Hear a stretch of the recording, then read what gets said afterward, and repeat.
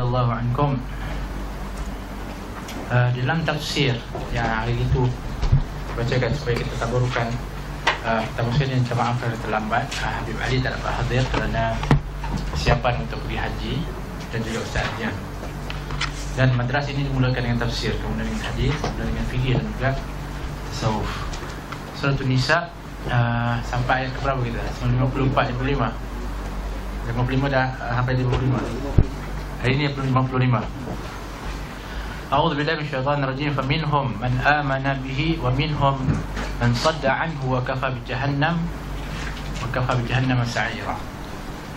Ini adalah merupakan senambungan daripada yang disebutkan tentang orang-orang ahli kitab dari orang-orang Yahudi, yang mana ketika mana Allah Subhanahu wa taala menyatakan bahawa golongan-golongan ini adalah orang-orang yang kalau diberikan kelebihan oleh Allah Subhanahu wa taala, memimpin dan sebagainya, pasti mereka itu yang pertama sifatnya akan tidak memberikan kebaikan kepada yang lain, apatah lagi kepada Nabi sallallahu alaihi wasallam.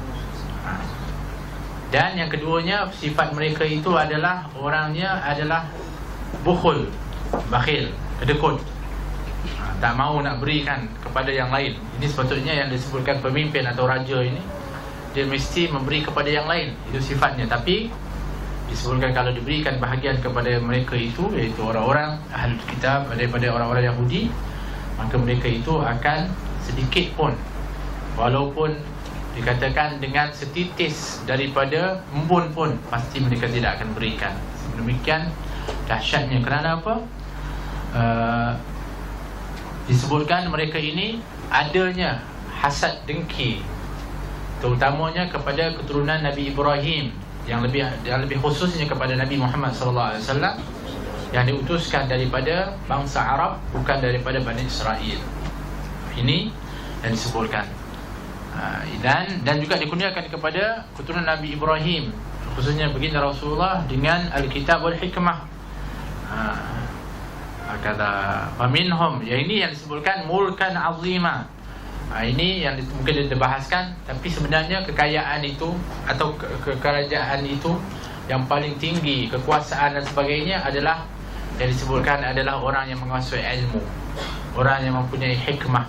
Inilah kekayaan, inilah kerajaan, inilah yang sebenarnya kebijaksanaan yang paling luar biasa nak dibandingkan dengan kekayaan duniawi yang ada ini. Dan faminhum man amana bihi, di kalangan mereka itu daripada ahli kitab, daripada orang ini ada yang beriman. Di antaranya siapa? Seperti Abdullah bin Salam, beriman. Kenapa? Melihat tanda-tanda kenabian itu yang telah pun dia perdalami di dalam kitab-kitab seperti kitab Taurat. Maka dia lihat adanya sifat yang ada kepada baginda Rasulullah SAW. Maka apa dia buat? Beriman kepada Nabi. Di kalangan mereka, di antaranya daripada Bani Nadir, yang beriman setelah melihat baginda Rasulullah menikahi kepada Sayyidatina Safiyah binti Huyai bin Akhtab. Dia menikah, Rasulullah berkahwin. Kenapa? Untuk nak supaya dielakkan dia menjadi daripada hamba tawanan kepada para sahabat. Maka dinikahi. Untuk apa? Menaikkan martabatnya. Dilihat oleh dia punya bangsanya ataupun kaumnya bahawa anak kepada pemimpin ini dinikahi oleh baginda Rasulullah. Maka dia melihat bagaimana Nabi meletakkan daripada anak perempuan, daripada pemimpinnya pada tempat yang tinggi, maka mereka memeluk kepada Islam. Ini akhlak. Di kalangan mereka itu ada yang beriman. Wa minhum man sadda anhu, di kalangan mereka itu ada yang berpaling, tak mau sama sekali untuk nak beriman kepada baginda Rasulullah sallallahu alaihi wasallam. Wa kafa bi jahannam sa'ira, maka cukuplah neraka jahanam neraka sa'ir, jahanam sa'ir untuk mereka itu, iaitu orang-orang yang ingkar, yang berpaling daripada baginda Rasulullah sallallahu alaihi wasallam. Hakala. Di kalangan mereka ada yang beriman, iaitu dengan Nabi Muhammad sallallahu alaihi wasallam. Di antara mereka yang berpaling, fal kufratu minhum ashaddu takdziba laka, bahkan kekufuran mereka itu terhadap kamu, iaitu terhadap Muhammad SAW, itu adalah lebih dahsyat di dalam dia mendustakan kepada Nabi Hazam. Bukan kata dia tak percaya je, berpaling je, tak nak ikut dengar, tak nak, tak, mendustakan lagi. iaitu apa? Menentang, menyebarkan da'iyah untuk nak menafikan kenabian, kerasulan dan juga kebenaran baginda Rasulullah SAW. Dan juga untuk apa? Dia yang disebutkan juga tindakan mereka ini, orang-orang Yahudi ini, bahkan di antara mereka itu menjauhkan apa-apa yang disampaikan oleh kamu, oleh baginda Rasulullah SAW daripada hidayah. Maknanya kalau Nabi SAW nak bawa hidayah, dia nak bawa tunjuk orang kesesatan, dia nak lawan. Ini dahsyatnya. Kalau orang kata biarlah, sudahlah, dia buatlah, kita jangan ikut dia, kita jalan berbalik, itu satu hal.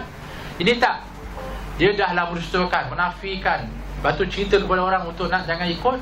Kemudian dia juga menentang, bahkan kalau Nabi ajak kepada hidayah, dia ajak orang kepada kesesatan. Ini dahsyatnya, jahatnya orang-orang Yahudi yang menentang kepada baginda Rasulullah SAW. Seperti itu tindakan mereka.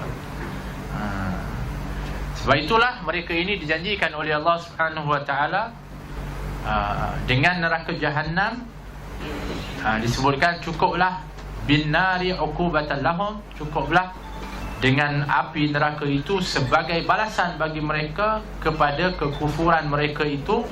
Satu, wa inadihim, dan juga permusuhan mereka kepada Nabi SAW, wa mukhalafatihim kutub Allah wa rasulah. Kerana apa? Mereka itu menyalahi daripada kitab-kitab Allah seperti Zabur, Injil, Taurat. Mereka menyalahi semua sekali. Dah tahu dah dalam kitab-kitab itu, ya'rifunahu kama ya'rifuna abna'ahum, kena Nabi itu lebih kenal daripada anak mereka, tapi akhirnya mereka nak menentang. Di antaranya sebab apa? Hasad. Tuan-tuan, hari ini mewarisi sifat-sifat orang-orang Yahudi itu bukan hanya orang Yahudi atau orang Nasrani, tetapi mewarisi sifat hasad itu adalah orang muslimin. Di antara muslimin dengan muslimin, maka ada di sana hasad. Hari ini yang kita tengok pemahaman yang berbeza dan sebagainya, yang menjatuhkan kepada orang lain dan sebagainya, akidah mereka itu adalah al-hikid wal hasad, iaitu kebencian dan juga hasad, dengki kepada yang lain. Sehingga jadi berjayakah dakwah dengan perasaan dengki, permusuhan? Ada? Tak akan berjaya. Tapi dakwah baginda Rasul, mahabbah, dakwah para salafun salih, para ulama a'immah kita adalah dengan cinta kepada orang, bukan dengan hasad dengki kepada orang. Mana ada satu dakwah yang berdasarkan kepada hasad dengki akan berjaya. Seperti mana orang-orang Yahudi dengan hasad dengki dan sebab berjayakah mereka? Tak berjaya untuk nak memadamkan. Yuriduna liyutfi'u nurallah biafwahihim. Mereka itu cuba untuk nak menutup daripada nur Allah Subhanahu wa taala. Wallahu mutimmu nuruhu walau karihal kafir. Allah yang menyempurnakan cahaya walaupun dibenci oleh orang-orang yang kafir. Dan hakata di antaranya yang disebutkan daripada apa yang diriwayatkan, apa yang diceritakan daripada tafsir ini untuk memberi pengajaran kepada kita, jangan bersifat. Memang betul lah kita bukan daripada keturunan Bani Israel ataupun orang Yahudi, tapi sifat-sifat mereka itu yang disebut al-ibrah bi umumil lafaz la bi khususis sabab. Pengajaran itu diambil daripada umum lafaznya, bukan khusus sebabnya. Ini untuk Bani Israel saja, untuk Yahudi saja tak. Sifatnya itu, hasad dengkinya, tak mau mendengar kebenaran dan sebagainya. Yang ini kita juga kena tinggalkan. Kalau tidak ada beza lah. Walaupun kita bangsa yang lain, tapi sifatnya mengambil sifat daripada sifat mereka. Wallahu ta'ala a'lam.